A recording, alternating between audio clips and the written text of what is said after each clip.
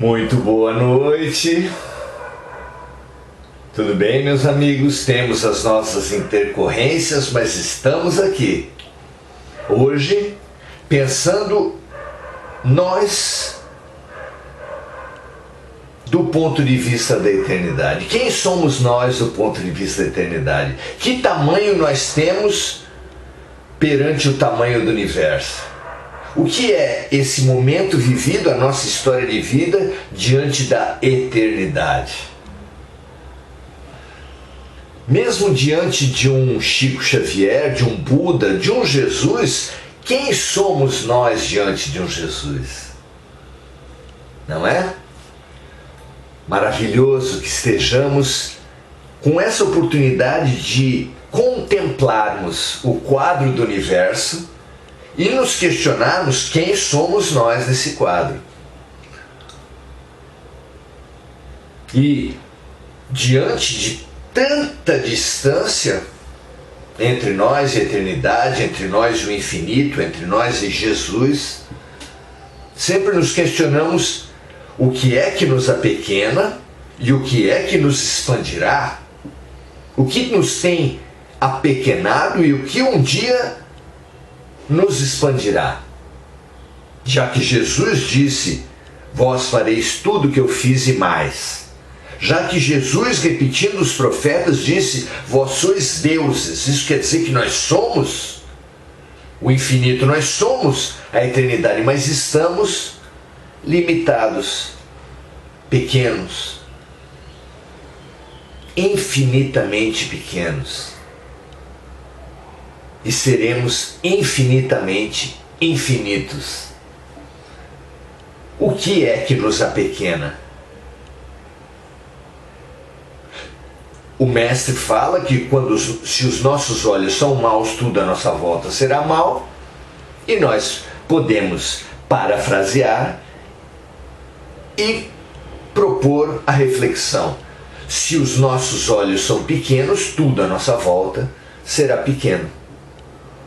Por exemplo, olhando a vida de Jesus com um olhar tipicamente humano, chegaremos à conclusão de que Jesus perdeu. Porque quem morre no final, sozinho, sem amigos, sem discípulos, sem familiares, morre como um malfeitor, morre executado, condenado, só pode ser mal, só pode ter perdido no final. O nosso olhar pequeno nos faz guerrear com a vida. Aquela pessoa por quem sentimos uma antipatia gratuita, fenômeno, aliás, que a ciência não explica, você nunca viu, não conhece, não foi prejudicado pelaquela pessoa de nenhuma forma e não vai com a cara. Como a ciência explica isso? E o inverso também, a pessoa nunca nos viu, nós nunca fizemos nada de mal para com a pessoa e ela nos detesta. Por quê? E ainda o contrário do contrário, porque a simpatia gratuita também não tem qualquer explicação pela ciência. Uma pessoa lhe encontra no ônibus e tem uma certeza, você é confiável. E começa a falar para você das coisas mais íntimas. Como entender isso? Pela ciência não há como entender. Mas é porque a ciência restringe a visão, a nossa visão à matéria. E restringindo a matéria, restringe a esse corpo, e restringindo a esse corpo, restringe a essa vida. Por isso não consegue explicar os talentos gratuitos, crianças como Mozart, que aos 6 anos de idade, sem ter recebido aulas e sem, mesmo que tivesse recebido, não teria condições, compôs uma sinfonia. Os superdotados estão aí por todos os países, em todos os momentos, por toda a história, sem que a ciência consiga explicar por que alguns nascem superdotados, por que outros nascem com rebaixamento. Apenas a genética, e mesmo assim, sem conseguir explicar totalmente a genética. E se há uma razão por trás da genética? E se algo tem que explicar as simpatias e as antipatias gratuitas? Qual é o gene da música que fez Mozart saber tanto e que faz todos nós, de alguma forma, sabermos alguma coisa que brota do nosso inconsciente e nos torna capazes e nos torna simpáticos ou antipáticos? A nossa visão pequena tem feito a nossa vida pequena. E a nossa visão e a nossa vida pequena tem feito a nós mesmos pequenos. As nossas antipatias, das nossas antipatias nós fazemos inimigos. Nossos talentos inexplicáveis que vêm do berço, nossos dons de berço, nós supomos haver gênios, nós assumimos uma postura arrogante, que haveria seres especiais na criação. Não há. Tudo fica pequeno. Se tudo vale a pena quando a alma não é pequena, nada vale a pena quando a alma é pequena. Por isso a vida tem sido tão opressiva para tanta gente. O nosso olhar tem sido reducionista. Reducionista. E assim como Jesus não perdeu, não há ninguém mais poderoso na história do que Jesus Cristo. Dividiu a própria história entre antes e depois. Não há ninguém mais influente na história do que Jesus Cristo. Ainda que Buda, Sócrates, Francisco de Assis, Mahatma Gandhi, todos mereçam demais o nosso respeito e admiração. Mesmo assim, esses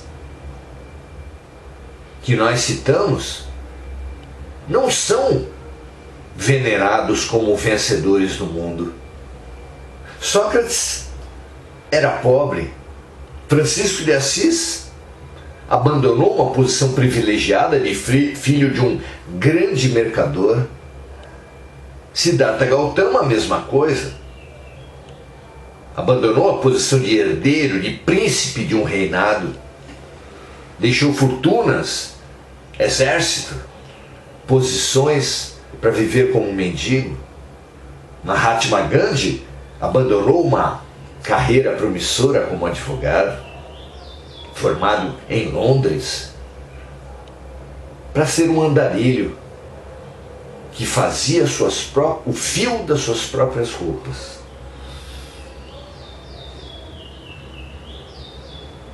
Aos olhos, aos critérios do mundo, são derrotados. Jesus não tinha uma pedra aonde recostar sua cabeça. Derrotado.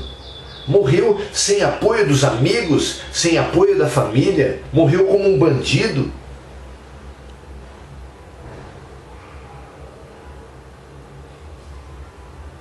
Olhar a história, olhar os grandes personagens, olhar a nós mesmos com um olhar de eternidade, expande a nós mesmos.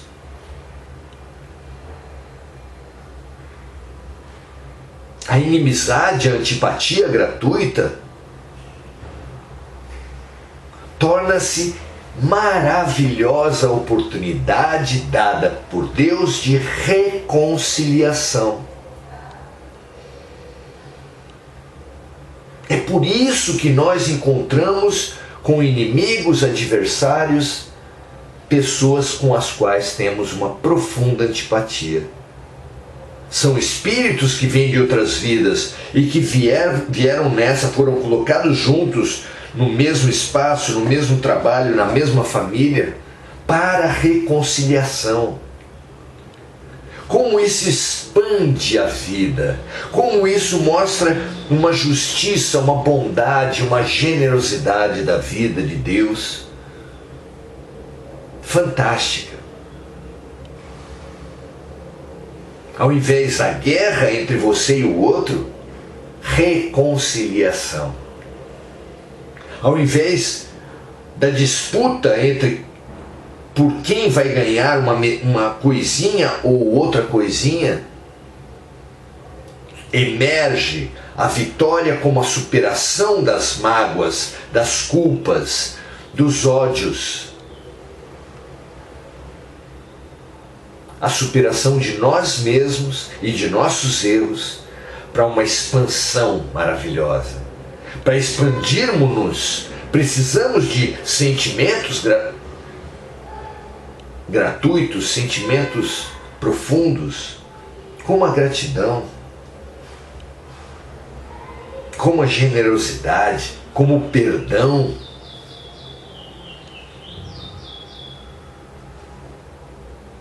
Este olhar da eternidade, da espiritualidade, como nos estimula, como nos impulsiona ao crescimento, não é? Um câncer, uma doença, do ponto de vista espiritual, que é oportunidade de cura da alma. Oportunidade de cura da alma. Porque o nosso pensamento enfermiço, desarmônico, doente, intoxicou o nosso corpo espiritual. E ele, deformado por esse veneno, amoldou o corpo físico, porque o corpo espiritual é o molde do corpo físico, modelo organizador biológico. E assim sendo, como uma forma de bolo deformada, torta, só pode gerar um bolo torto, o nosso corpo espiritual deformado pelos nossos maus pensamentos, pelos nossos sentimentos tóxicos, pelas nossas péssimas ações e crimes, transmitiu essa desarmonia para o corpo físico, gerando as doenças. Mas doenças não como punições, jamais. O Deus é de amor, como revelou Jesus. Mas desarmonias como convites à reharmonização. Convites à reharmonização. Toda essa imensidão de seres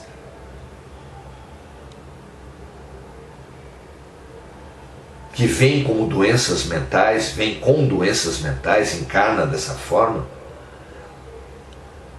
pode ser, uma grande parte deles são espíritos que usaram muito mal a inteligência em vidas passadas, desperdiçaram seus dons mentais em vidas anteriores e vêm sem o dom espiritual para aprender a revalorizar.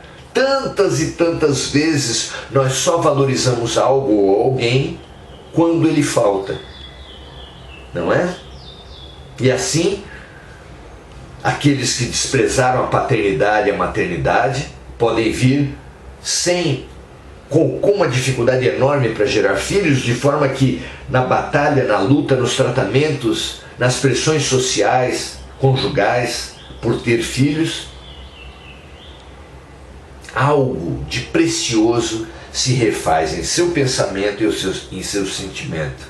É o projeto de maternidade e paternidade, é a valorização do pai e da mãe, é a reconstrução do amor. E assim, o deficiente, o portador de paralisia cerebral, por exemplo, está reconstruindo alguma coisa dentro dele. Nunca será um automatismo, nunca será uma rigidez, mas sim, essa possibilidade existe, e sim, isso é digno da generosidade de Deus, que não desiste nunca de nós e que trará a terapêutica mais impactante, a didática mais impactante, como única alternativa que restou a um médico que, indicando terapias mais suaves, propondo transformações e tendo essas propostas negadas, só pôde usar a cirurgia. Só lhe restou a cirurgia, a terapêutica mais drástica. Ou como um professor que, ensinando desde o primeiro dia, mas sendo desprezado por alguns alunos, precisou estender as aulas para além do período letivo, nas classes de recuperação, para longe de punir, dar mais atenção ainda para os seus alunos desorientados. Como a expansão aumenta a vida, como Deus se torna o que é esse amor incondicional, como nós mesmos crescemos diante da eternidade, diante do infinito, diante do amor de Deus, não é? Até aqui, nossa visão tem sido muito restrita. Transição planetária exige uma transição interior. Transição interior é expansão. A expansão espiritual da criatura depende da expansão espiritual do seu ponto de vista, da sua perspectiva. Por isso o convite é claro. Expanda-se, estude, tome livros de espiritualidade e estude a eternidade, estude o infinito, estude o amor. Nos livros, na vida, nas suas observações. Expanda, aceitando os exercícios de amor, que são os animais, que são as plantas, que são os minerais, que são as pessoas encarnadas e desencarnadas. Sirva em compaixão, porque isso expande maravilhosamente o ser. Entregue-se à expansão em 2023. É a grande receita de felicidade. Ame a cada dia um pouco mais. Aceite as alegrias e as expansões que a vida propõe todos os dias a todos os seres. Que essa visão da generosidade, da felicidade proposta pela vida inunde toda a Terra. Estimule todos os seres. Expanda todos os espíritos. Que assim seja para mim e para você. Muito boa noite, Sayonara. Muito boa noite, Regina. Muito boa noite, Lídia. Paula Maria. É maravilhoso estarmos aqui e expandirmos-nos uns aos outros, sem renegarmos nossa condição de pequenez, de pequeno, de limitado, mas alçando os olhos para o horizonte, nos destinarmos, nos colocarmos a caminho da fabulosa expansão de consciência e da fabulosa expansão da fraternidade rumo ao amor. Tudo de muito bom para vocês. Até amanhã, 18 horas, estaremos juntos. Um grande final de tarde para você e até amanhã. Paz e bem.